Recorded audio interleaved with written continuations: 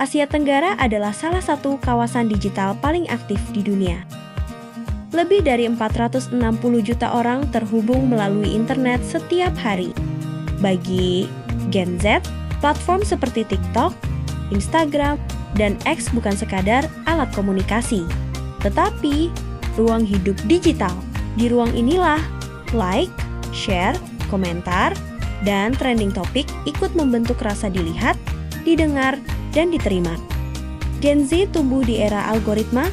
Mereka tidak hanya menggunakan media sosial, mereka hidup di dalam sistem yang memilihkan apa yang muncul, apa yang viral, dan apa yang dianggap penting. Dalam dunia seperti ini, sesuatu yang sering terlihat di layar dapat terasa lebih relevan. Rasa kebersamaan itu beberapa kali hadir secara kuat di layar genggam kita. Tetapi, karena kita muncul bersama dalam percakapan digital yang sama, di Asia Tenggara, rasa kebersamaan itu beberapa kali hadir secara kuat di layar genggam kita.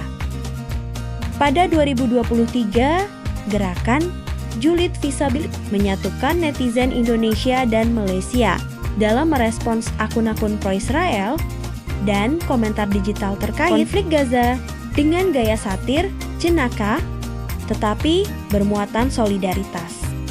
Gerakan ini menyebar cepat lintas negara dan menjadi salah satu contoh mobilisasi digital yang masif di media sosial. Grachinov 2024. Momen kedua terjadi saat demonstrasi 17+8.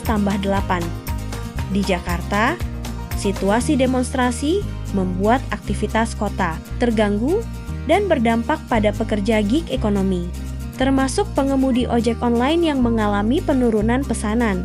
Melihat kondisi ini, warga dari negara-negara Asia Tenggara seperti Malaysia, Filipina, dan Vietnam menggunakan aplikasi Grab untuk memesan makanan. Bagi para pengemudi di Jakarta, inisiatif kecil dari individu berubah menjadi gelombang solidaritas lintas negara dan menjadi momen pertama kali bagaimana Seabling Southeast Asia Sibling pertama kali terbentuk. Momen ketiga terjadi pada Januari hingga Februari tahun 2026 ketika komentar nets atau Korean netizens terhadap warga Malaysia dan Indonesia setelah konser Day6 memicu perang komentar dan meme besar di media sosial. Emosi menjadi bahan bakar utamanya. Kemarahan menyatukan banyak orang dalam waktu singkat. Humor membuat perlawanan terasa ringan, mudah dibagikan, sekaligus tajam. Kebanggaan memperkuat rasa kita. Di saat yang sama, algoritma platform mempercepat semuanya, mendorong konten emosional menjadi viral, trending, dan terus muncul di layar jutaan orang. Inilah yang disebut algorithmic solidarity atau solidaritas yang dibentuk oleh algoritma. Istilah ini dicetuskan oleh Noprita Herari, Budi Rianto, Naomi Paulina, Pangaribuan, Mohnur Najminuji, Maikwi, Teti Haj, Nenge Marisol, Sen Hernandez, Nada Arina Romli, dan Julie Simon Macariola pada book chapter Algorithmic Solidarity, Visibility, Emotion, and the Making of Regional Belonging Among Generation Z in Southeast Asia yang diterbitkan oleh IGE Global Scientific Publishing di tahun 2026. Sebuah peristiwa memicu emosi, algoritma memperbesar visibilitasnya. Lalu orang-orang yang sebelumnya terpisah mulai merasa berada di sisi yang sama.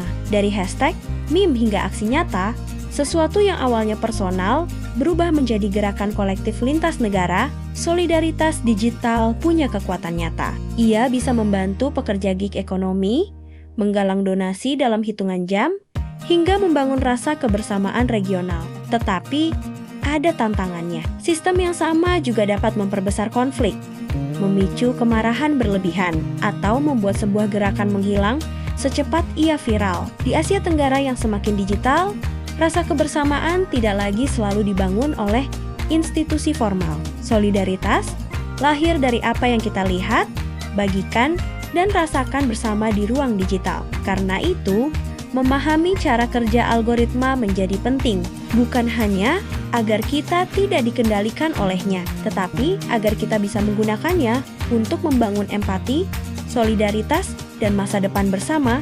Seablings sebagai salah satu produk dari solidaritas algoritmik, menunjukkan bahwa di tengah dunia digital yang terfragmentasi, Asia Tenggara tetap bisa bersatu. Nah, gimana nih?